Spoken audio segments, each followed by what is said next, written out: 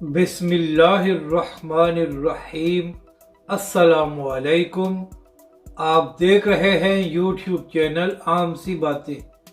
تحریک لبیک پر الزام لگانے کے بعد ٹی ایل پی کے خلاف ایک اور کارروائی، اس ویڈیو میں ہم اسی کے متعلق بات کریں گے۔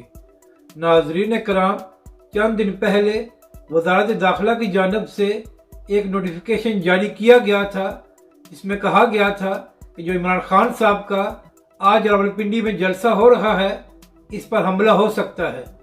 تو اسی نوٹیفیکیشن میں یہ بات بھی لکھی گئی تھی کہ کوئی تحریک لبیک کا کارکن ذاتی حیثیت میں بھی عمران خان کے لانگ مارچ پر حملہ کر سکتا ہے۔ اس کے بعد علامہ سعد حسین رضوی نے اس نوٹیفیکیشن کو مسترد کیا تھا اور حکومت سے معافی مانگنے کا مطالبہ کیا تھا، مگر حکومت نے اس نوٹیفیکیشن کو واپس نہیں لیا اور رانا ثناءاللہ اور اس کی وزارت اپنی ہٹ درمی پر قائم رہی۔ تو ناظرین کرام، ایک جانب تحریک لبیک پاکستان پر جھوٹے الزامات لگائے جا رہے ہیں اور دوسری جانب سوشل میڈیا سے بھی تحریک لبیک پاکستان کے آفیشیل اکاؤنٹس کو سسپینڈ کرایا جا رہا ہے۔ تو اسی حوالے سے تحریک لبیک پاکستان کا ایک آفیشیل اکاؤنٹ تھا، جس کو چند دن پہلے ویریفائڈ بھی کرایا گیا تھا۔ تو ناظرین کرام، تحریک لبیک پاکستان کے اس آفیشیل ٹویٹر اکاؤنٹ کو بھی سسپینڈ کر دیا گیا ہے۔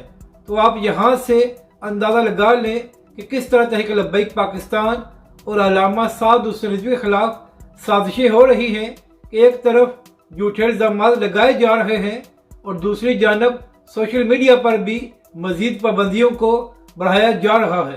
تو ناظرین کرام، یہ تحریک لبیک اور علامہ سعد حسین رضوی کی ایک بڑی کامیابی ہے کہ مخالفین اتنے نیچے آ گئے ہیں کہ اب جھوٹے الزامات بھی لگا رہے ہیں اور تحریک لبیک کے اکاؤنٹس کو بھی بند کرا رہے ہیں۔ تو آپ یہاں سے اندازہ لگا لیں کہ تحریک لبیک پاکستان کے مخالفین علامہ سعد حسین رضوی کی مقبولیت سے کتنے خوفزدہ ہیں۔ اپنی رائے کا ضرور اظہار کریں کہ آپ کو یہ ویڈیو کیسی لگی اور ہمارے اس چینل کو بھی سبسکرائب کریں۔